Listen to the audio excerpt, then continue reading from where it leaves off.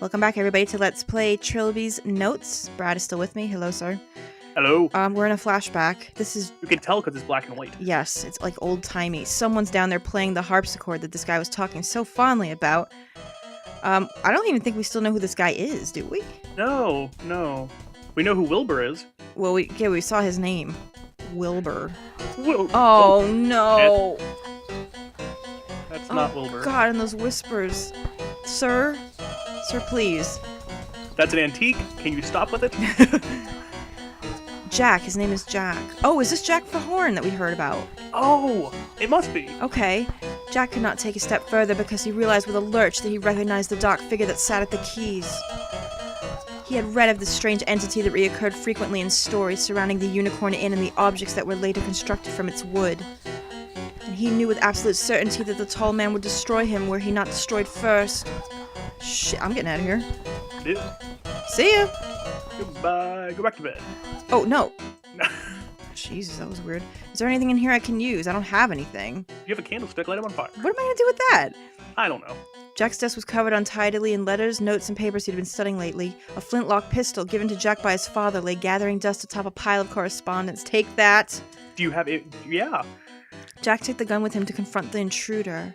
Is that... Oh, good. Is a gun gonna stop that guy? After Maybe? all the shit we've seen him do. Well, I guess he hasn't seen all that crap. Just us. No. Shoot, man. You won't take me, demon. Oh my god! Fuck?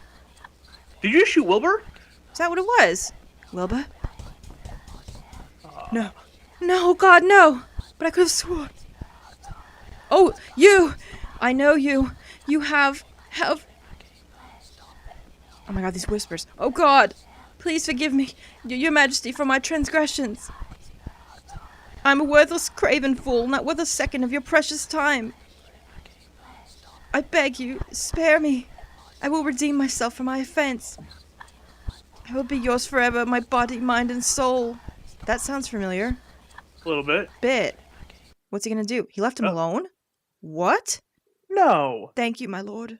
Thank you. Identified himself as one Jack Verhorn. This may have well been the same Jack Verhorn who went on to form a bizarre religious cult. It must be. Yeah. A cult to that guy, I guess. A depraved group of paganist worshippers who were spoken of with much derision by conventional society. You know, can you please not put pagans in such a bad light, please? Me being pagan myself.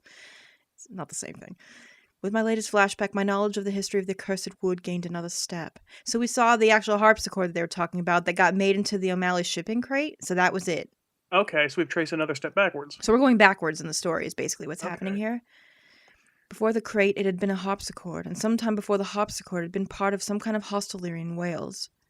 An inn called the Unicorn. Why did that ring a bell somewhere in my recent memory? I had definitely seen something in the Clan Bronwyn Hotel that was linked to the place, but where? It was in the room. Yeah, it was the shingle. Siobhan? The sign or something. Where'd she go? She just left while I was standing here? After I kicked her ass? Another paper. Take paper. What Trilby? Come on, man. Victim 3, Verhorn. The third man who desired judgment was Verhorn, who had brought from those made luxuries with the wood that was the prince's soul. The prince came and struck down the lover of Verhorn, and Verhorn knew the name of the king. Wait, so that tall guy with the blank face is called the prince? Okay. So he's the prince. I'm terrified to find out who the king is. Well, we've heard about the prince all through these stories that we're reading. Yeah. So that tall guy is the prince. Okay. And Verhorn said, I know you now, O prince, who was the arrogant man, and I anticipate your wish, and I will devote myself to spreading the teachings you have brought me in the love of our king. And the prince was satisfied, and Verhorn called all those who would listen, and they formed an order of blessed agonies that would work to redeem the follies of the men of technology. Order of blessed agony? Oh, God. That doesn't sound great. No. Not really. Whew. All right. Well, everything's normal still. That's good. I still gotta make my review on Yelp. This place sucks. This is the worst. So now where do we go? Back to the lobby? We gotta find Siobhan. After we kicked her butt, I hope she's okay. I hope we didn't really hurt her. I mean, you kicked her in the face. I kinda kicked her like in the stomach. Maybe I just knocked the wind out of her? That's what I'm hoping. Maybe she's not mad at you. Oh. She might still want to go out on a date. Yeah, let's hope. I mean, you know, hopefully, I don't know. Oh no. Oh, fuck. Oh no, here we are again. Okay. We need to find Siobhan. So Are we gonna find her here though? From somewhere to the west, I heard the familiar sound of a door being unlocked. Uh-oh. Okay, what is it? Lankman? Wait, how did he get here? Lankman, wait! I guess he has been here before because he gave us the pills in the first place, but I didn't know he was walking around in the place like this. at least we know it's not a hallucination then. Jesus. It must not he's be here because we too. saw him here. That's the first person we've seen in this place, other than the prince guy. Yeah, well, he doesn't count. Oh, Jesus Christ. Okay, Okay. that's a kitchen. What? Look.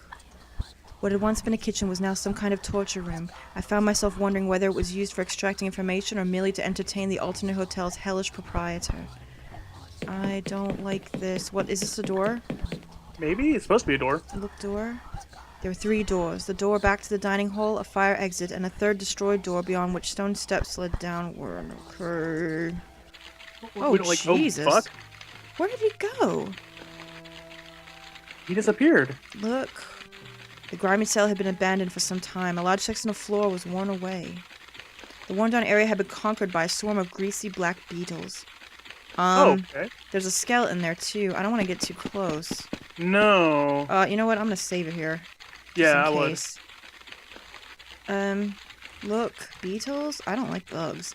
No. Each was about the size of a child's fist. I'm sorry? Oh, that's disgusting. They scuttled back and forth across the floor, slipping in and out of heavy cracks in the foundations. Looking at them made me feel quite nauseous. Did they eat that guy? I would hope not. Because oh my look, god, it's all about blood over the side. Yeah, look, there's like a bloody corpse over there, but where his feet are, like, those have been eaten. Oh my god. Do I have to put the meat here, maybe? Maybe, yeah, for flesh-eating beetles. Use meat on bugs?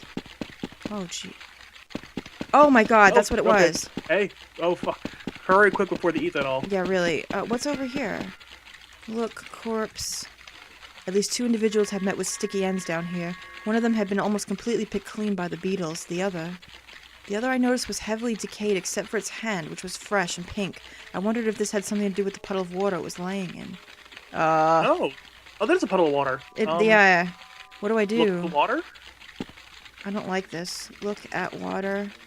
In the far corner of the room was a puddle of water created by drips from above. It had curious color to it, and the drops seemed to glow with their own illumination. The liquid was having a strange effect on a nearby corpse. Take pill?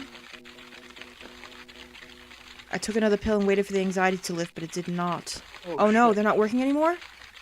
To my unending concern, I realized that the decay of the alternate hotel had spread either to me or the pills, and they no longer worked. I had to find a way to restore their effect, or at least another method of calming myself. Is that what I need the water for? If the water's curing that little hand, though... It's keeping the hand preserved. Oh, so no. Maybe... Do I need to drink it with the fucking hand in it? That's disgusting. Oh, sick. It was almost as if the water was drawing me to it, not like a scrabbling thing in my mind, like the chisel or the painting, but more like a beckoning siren. Oh, gross. Trilby, don't! I couldn't help myself. I crouched down and dipped my hand in. It felt uncommonly refreshing and brought an amount up to my lips, my unhygienic surroundings forgotten. As a pleasant feeling of simultaneous coolness and warmth spread from my stomach, I realized the water had some sort of rejuvenating effect. I had no explanation for this, but at the time I didn't care. I was beginning to feel in the back of my mind the familiar tickling sensation that indicated a reality shift, so I swiftly scooped a few drops of the liquid into my pill bottle, shaking it through the remaining pills. Oh, thank God. I was real worried there when they stopped working. A little bit. Ooh. Okay, so everything's fine. You're back in the normal cellar. Okay, now can we look in here? Yeah, what's in the crates? The hotel cellar was lit up by a single spotlight and seemed almost completely bare, but from some dusty cardboard crates in a wine rack. There looks to be something in it. Yeah, really bright green. Look, wine rack. The wine rack was severely understocked. The hotelier had no doubt been meaning to refill it. Only one bottle remained, a dusty green one. Can we take it? Might as well. Yeah, not bolted down. I saw no reason to take it. Why not?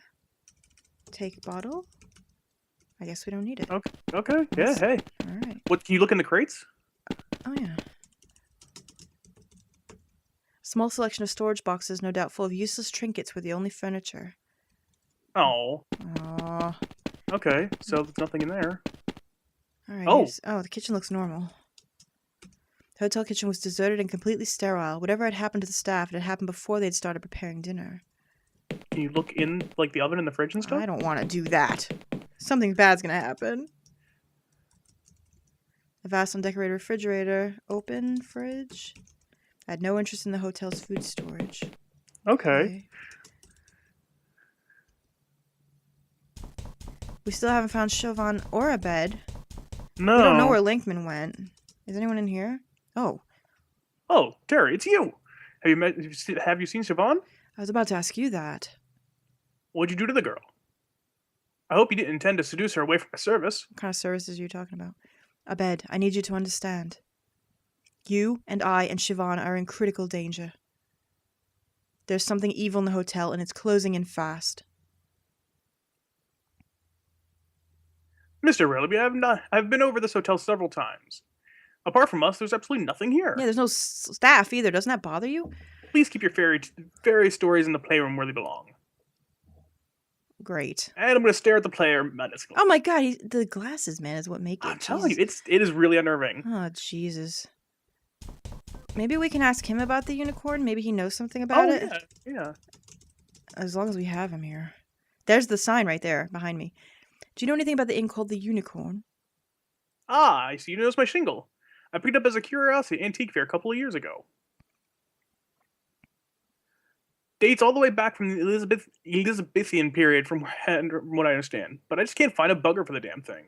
A buyer, sorry. Don't suppose you have any clients who might go for it? I might. Do I have your permission to examine it? Of course. I might have to touch it to assess the texture. Oh, that sounds dirty. By all means, do so. As long as you're not going to test its strength over your knee or anything. I would not do that. Trilby is a gentleman. Oh, stare at the player. We're going to touch it, aren't we? Yeah, lick it. Lick it! Lick it. Lick unicorn. I don't understand the word lick. Well, there you have it. Jesus Christ. All right. This is going to throw us into something, isn't it? No. Touch sign. No, that should be fine. The shingle's design is a simple one of a unicorn's head in a half profile, painted with average ability on a dark oak backing. As I pressed my fingertips to it, however, the design seemed to extrude from its backing like a hologram, and it seemed to draw closer until my vision was filled with wood grain and mediocre brushstrokes.